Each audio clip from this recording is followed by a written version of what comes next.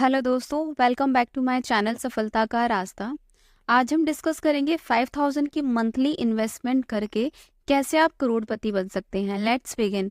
आज के समय में म्यूचुअल फंड में इन्वेस्टमेंट एक बढ़िया इन्वेस्टमेंट है, जिसमें अगर आप एसआईपी स्टार्ट कर दें और मात्र सिर्फ 20 इयर्स के लिए आप डिसिप्लिन और पेशेंस को रखें तो आपका कॉर्पस करोड़ में कन्वर्ट हो जाएगा। चलिए इसे समझते हैं।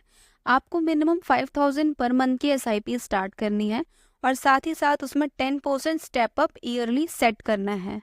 स्टेप अप एक जरिया है जिससे आपकी एसआईपी में इन्वेस्टमेंट एवरी ईयर 10% से इंक्रीज हो जाएगा। मतलब इस साल अगर आप 5000 पर मंथ की इन्वेस्टमेंट कर रहे हैं और नेक्स्ट मंथ स्टेप अप के थ्रू अगर वो 10% से इंक्रीज होता है तो 5000 का 10% होता है 500।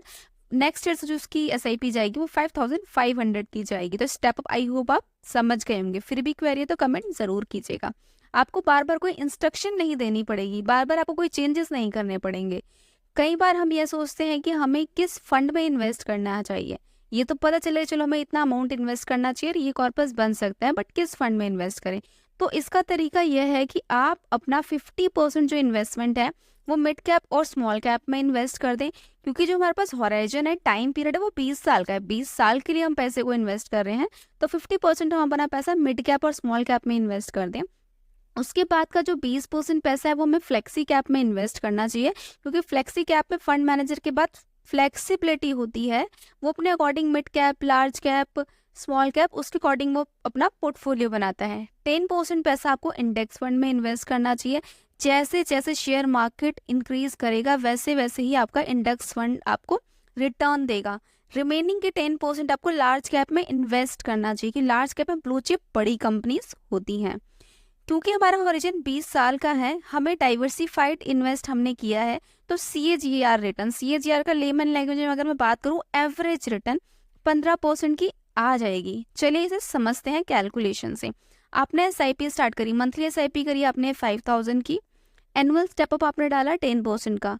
एक्सपेक्ट किया हमने कि एवरेज रिटर्न 15% की आ जाएगी, जो आ जाती है, बड़े आराम से आ जाती है, हमने एक्सपेक्ट किया। टाइम पीरियड हमने रखा 20 साल का, तो 20 साल में स्टेपअप के थ्रू हमने जो टोटल अमाउंट इन्वेस्ट किया वो इन्वेस्ट किया 34,36,500 रुपये। और एस्टिमेट जो रिटर्न आया वो आया 1,04,81,656 रुपये। और जो टोटल वैल्यू बनती है, फाइनल वैल्यू, वो बनती है 1,39,18,156 रुपीज़। तो आपने देखा, एक छोटा सा discipline 5000 per month with step up आपके 1,40,00,000 के आसपास एक वैल्यू बन जाएगी। आप समझे होंगे कि एक छोटा सा डिसिप्लिन आपको करोड़पति बना सकता है। तो आज से ही इन्वेस्टमेंट की तरफ अपना पहला कदम जरूर रखें। मार्केट में इन्वेस्टमेंट रिस्की होती है, गारंटीड नहीं होती, तो अपने रिस्क एपेटाइट को जरूर देखें। अगर आप रिस्की इन्वेस्टमेंट्स पसंद नहीं करते तो म्यूचुअल फंड आपके लिए नहीं है, तो आपको फिक्स डिपॉजिट में ही जाना चाहिए। और फिक्स डिपॉजिट से रिलेटेड वीडियो मेरे चैनल पर अवेलेबल है, तो आप उसे जाकर भी डिटेल में समझ सकते हैं।